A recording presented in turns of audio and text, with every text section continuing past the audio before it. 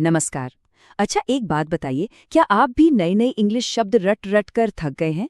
क्या होगा अगर मैं कहूँ कि अपनी वोकैब्युलरी को मिनटों में बढ़ाया जा सकता है, वो भी बिना कुछ रटे?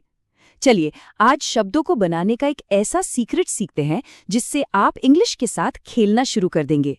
सोचिए जरा, आपको कहना है खाना कच्चा है, लेकिन कच्चा को इंग्लिश में क्या कहते हैं ये अचानक याद ही नहीं आ रहा। अब क्या करें?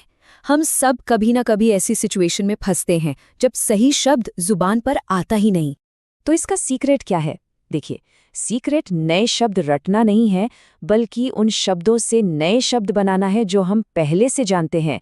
जी हाँ, ये एक कमाल का लैंग्वेज हैक है जो आपकी बहुत मदद करने वाला है। तो चलिए, इस शब्द बनाने के सीक्रेट को समझते हैं। इसके लिए हमारे पास दो मैजिकल टूल्स हैं। एक है उपसर्ग यानी प्रीफिक्सेस और दूसरा है प्रत्यय यानी सफिक्सेस। सबसे पहले है प्रीफिक्स। देखिए, इसके नाम में ही इसका मतलब है प्री यानी पहले। ये एक छोटा सा शब्द का टुकड़ा है जो किसी भी शब्द के शुरू में लगता है और उसका मतलब ही बदल देता है। और दूसरा टूल है सफिक्स।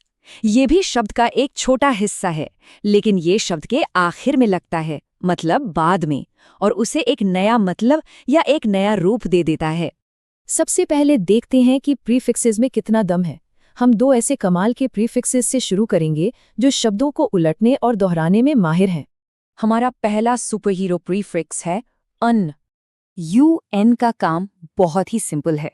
इसका सीधा सा मतलब है उल्टा या नहीं। ये जिस भी शब्द के आगे लग जाता है ना, उसका मीनिंग ही पलट देता है।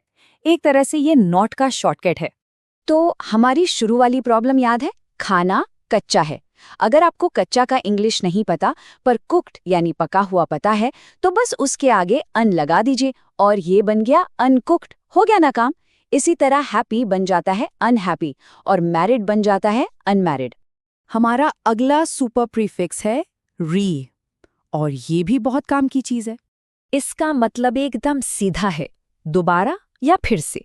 जब भी कोई काम दोबारा किया जाता है तो हम अक्सर RE का इस्तेमाल कर लेते हैं। मान लीजिए आपको कहना है हमें दोबारा पढ़ाइए, आप कह सकते हैं टीच अस अगेन, जो कि बिल्कुल ठीक है, लेकिन इससे भी अच्छा और स्टाइलिश तरीका है री टीच अस। इसी तरह राइट इट अगेन की जगह री राइट इट कहना ज्यादा प्रोफेशनल लगता है। प्रीफिक्सेस की पावर तो हमने देख ली, अब बारी है सफिक्सेस की। ये शब्द के आखिर में लगते हैं और उसका मतलब या कभी-कभी तो उसका पूरा काम ही बदल देते हैं। हमारा पहला सफिक्स है लेस। ये बहुत ही ज्यादा यूजफुल है। लेस का मतलब होता है कि बिना। ये जिस भी शब्द में लग जाता है ना, वो चीज उस जगह से मानो गायब ही हो जाती है। जैसे अगर किसी के पास घर नहीं है तो he has not a house की जगह ही इज होमलेस कहना ज्यादा असरदार और नेचुरल लगता है। इसी तरह एक प्रिंटर जिसमें इंक नहीं है वो बन जाता है एन इंकलेस प्रिंटर। अब बात करते हैं एक और कमाल के सफिक्स की, ईयर। ये सफिक्स एक क्रिएटर टूल की तरह है। ये किसी भी काम यानी वर्ब को उस काम को करने वाले इंसान या चीज यानी नाउन में बदल देता है। जैसे टीच मतलब पढ़ाना, उसमें ER जोड़ा और बन गया टीचर यानी पढ़ाने वाला। अरे इसके तो बहुत सारे उदाहरण हैं। ड्राइव से ड्राइवर, फाइट से फाइटर, प्ले से प्लेयर। हम खुद भी बना सकते हैं। जैसे सेव यानी बचाना, उससे बन गया सेवर। जैसे कोई डिब्बा जो खाना बचाता है वो हो सकता है एक फूड सेवर। तो हमने ये जो सीक्रेट टूल सीखे हैं, अब उन्हें इस्तेमाल करने की बारी आ गई है। जी हाँ, अब हम खुद नए शब्द बना सकते हैं।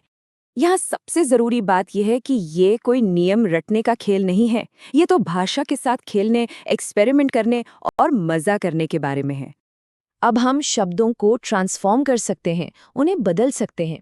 और हाँ, इस बात से तो बिल्कुल मत डरिए कि कहीं गलत तो नहीं हो जाएगा। अरे गलत होगा तो होगा, हमें तो बोलना है, कोशिश करना ही सबसे जरूरी कदम है। तो अब सवाल ये है, आज आप इन मैजिकल टूल्स का इस्तेमाल करके कौन सा नया शब्द बनाएंगे? जरा सोचिए, एक्सपेरिमेंट कीजिए और हमें भी बताइए।